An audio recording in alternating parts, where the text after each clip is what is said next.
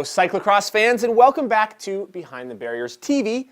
This is our weekend preview. There is three races, one event that we are previewing for you this weekend as part of the USA Cycling Pro CX calendar, and that is Iowa City, Iowa's Jingle Cross event. A lot like the Cincy 3 event a couple weeks ago, it is 3 days of racing, including a night race, 3 days of UCI racing, and a UCI C1 event on Saturday. This is going to be a good one. Let's get right to it. Your weather.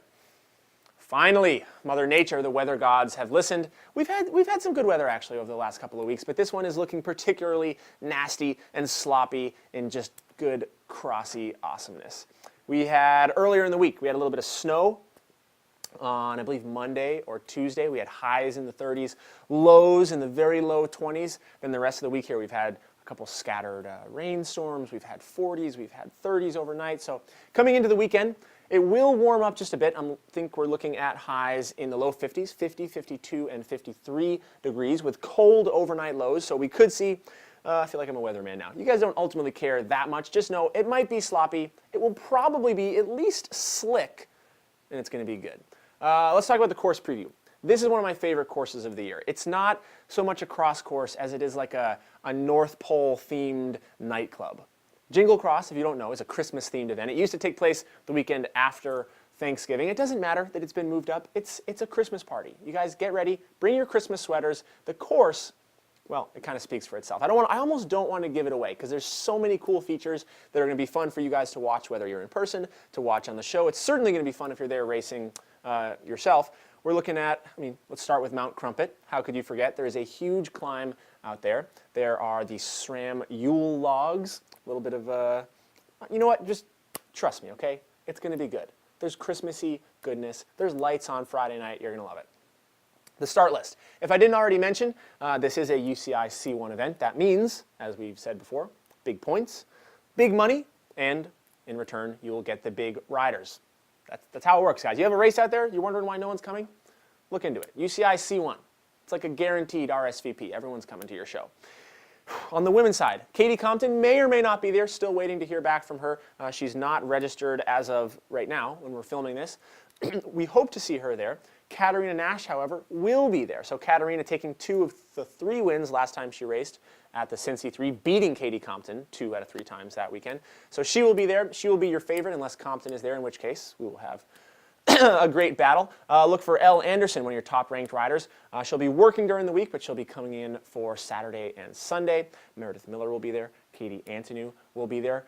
Mo Bruno Roy, who had some good rides a couple of weekends ago, she will be back on a very hilly course that could be muddy. Look for her. Mo's been coming onto some great form lately. I know a lot of you guys outside of New England still a little unfamiliar with Mo maybe, but she is one of the top riders come this time of the year when the conditions get bad like this, especially on a course with so much climbing. On the men's side of things, it's that same field we've been talking about these last few weeks. And if you've been watching all the other shows, we keep on talking about how it is getting very exciting in the elite men's race right now because you have everybody sort of coming on to their top form, or I should say more of a level form at the same time. So looking back at last weekend in Louisville, your top 4 guys there, Ben Bairden, Jeremy Powers, Ryan Trebone, and Tim Johnson. Very evenly matched. We had Ryan out-sprinting Jeremy on day 1 last weekend. Then we had Jeremy taking a 4-5 up sprint finish on Sunday where Ryan was very good. Tim was good. Ben Bairden, 2nd place. All these guys. Then you add into the mix a guy like Adam Craig, who showed up in Louisville, had a huge top 5 ride on Sunday. The dude's a freak of nature. He barely trained all year on well, certainly not on a cross bike. Didn't even race cross-country mountain bikes this year. He was doing enduro stuff and downhill stuff. But the dude is just born with an engine for cyclocross. His bike handling skills are nasty. His fitness is incredible. He could easily mix it up and be looking for a podium ride there. Another interesting guy maybe to keep an eye on, haven't seen his name on the start sheet for a while, that is Ben Jacques Main. I think I'm pronouncing that right. From California, racing for the Jamis squad. I saw his name. He will be coming out there. He's a guy who's been a podium contender in cross for the last decade or so. We haven't seen him lately, but look for him. He will definitely at least be up there in the mix. Zach McDonald, Logan Owen, so on and so forth. Let's get down to it, guys. The SRAM Key to the race. This was a tough one. The keys to the race in this one are pretty obvious if you're one of the racers.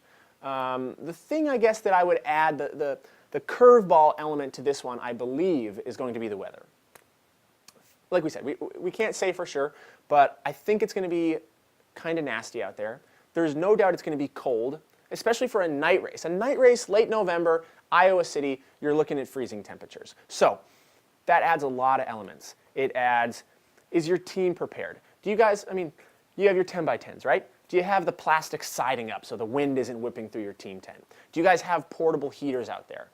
Do you have your warm weather stuff? Did your team get you thermal skin suits this year? Do you have good cold weather gloves to race in so you can feel the bike and handle the bike properly? And then on the flip side of that, like if you're the privateer guy, if you're driving down, if you're I don't want to pick a specific name, but if you're the guy who's pitting out of the back of your car, you don't have a nice warm area to warm up, and a warm up is that much more important when the temperature is cold. So that would be maybe the one thing I'm paying attention to. It is cross season. It is cross weather. You guys better be ready for it because that's what it's going to be all about. Go ahead, take a look down below this video if you are on our website, behindthebarriers.tv.